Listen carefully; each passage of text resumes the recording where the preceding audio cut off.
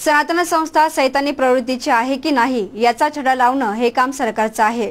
उच्च पातळीवर सखोल चौकशी करावी अशी मागणी पीपल्स रिपब्लिकन पार्टीचे राष्ट्रीय अध्यक्ष प्राध्यापक जोगेंद्र कवाडे यांनी केली। श्रीरामपूर येथे पार्टीच्या वतीने भव्य जिल्हाव्यापी कार्यकर्ता मेळावा आयोजित करण्यात आला होता। मेळाव्यापूर्वी त्यांनी विश्रामगृहावर पत्रकारांशी संवाद साधला।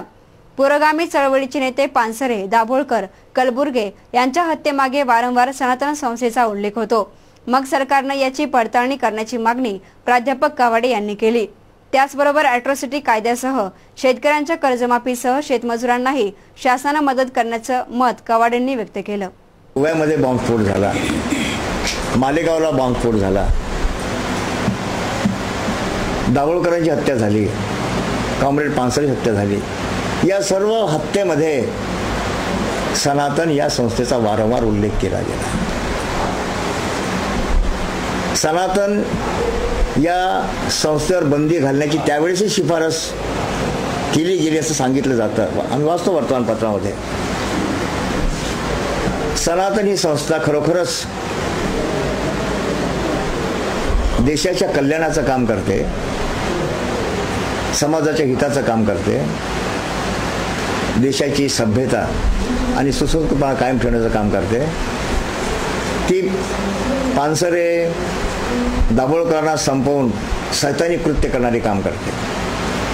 सनातनी संस्था सैतानी प्रवृत्तीची आहे की नाही याचा छडा लावणं हे काम शासनाचं आहे। आमची मागणी आहे, बंदी घालता की नाही घालत हा आमचा मुद्दा नाही आहे, पण सनातन संस्थेवर वारंवार जे आरोप केले जातात त्या संदर्भामध्ये सरकारने उच्च पातळीवरून सखोल अशा प्रकारची चौकशी केली पाहिजे। कारण मी सांगितल्याप्रमाणे अल्पसंख्याकाचा आतताईपणा आम्ही समजू शकतो, पण बहुसंख्याकाचा आतंकवाद हा देशाला धोकादायक असतो। हा जिल्हा, या जिल्ह्याला एक विशिष्ट अशा प्रकारचं वलय आहे। थोरा मोठ्यांच्या नेत्यांचा जिल्हा म्हटला जातो। ही चळवळ सुरू झाली, एकमेका करू सहाय्य अवघे धरू सुपंत हे सहकाराचं तत्व आचरणात आणणाऱ्या जिल्ह्यामध्ये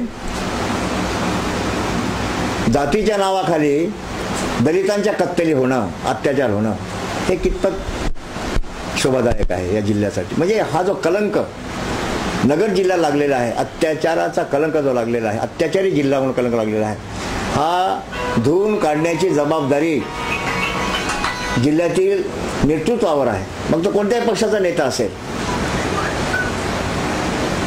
त्या नेत्यांनी जर मनामध्ये आणलं तर नगर जिल्ह्यातील ही जी दलितांवर होणारी अत्याचाराची परंपरा आहे ही नष्ट होऊ शकते आणि पुन्हा गुन्ह्या गोविंदाचं वातावरण निर्माण होऊन हा जो कलंक नगर जिल्हा लागलेला आहे, कलंक जो लागलेला जिल्ह्याला आहे, हा कलंक धुवून काढण्याची जबाबदारी खरं पाहिलं तर जिल्ह्यातील नेत्यांची आहे।